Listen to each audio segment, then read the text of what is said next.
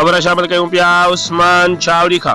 Government primary school bus stop Tando Soomro में मरहूम हाजी शेर मोहम्मद आराइन ऐं मरहूम फ़कीर हुसैन आराइन जी याद में स्कूल जे हेडमास्टर रियाज़ उमरानी पारां तालीमी सेमिनार किताबी मेलो ऐं अवार्ड जी तक़रीब कोठाई वई, जंहिंमें एडीओ प्राइमरी मिठो मल ओड, डीईओ अजीज चौहान, कासिम कालरू, फ़कीर जुल्फकार उर्फ भुट्टो आराइन, ख़ालिद आराइन, जावेद कंबर मेमण, मुख्तियार मीरजत, अख्तर मीरजत, गुलाम नबी मीरजत ऐं ॿियनि शिरकत कई। उन मौक़े ते आयल महिमाननि जो चवणु हो त स्कूल जे उस्ताद रियाज़ उमरानी पारां स्कूल में इवेंट करणु साराह जोॻो अमल आहे ऐं अहिड़नि प्रोग्रामनि सां उत्साह पैदा थींदो आहे। हुकूमत खे बि घुर्जे त अहिड़ा प्रोग्राम कराए जीअं स्कूली ॿारनि में बि शऊर अचे ऐं हू अॻियां अची मुल्क ऐं क़ौम जो नालो रोशन करे सघनि। रिपोर्ट करण लाइ हनीफ बलोच, बे न्यूज़, उस्मान चावड़ी।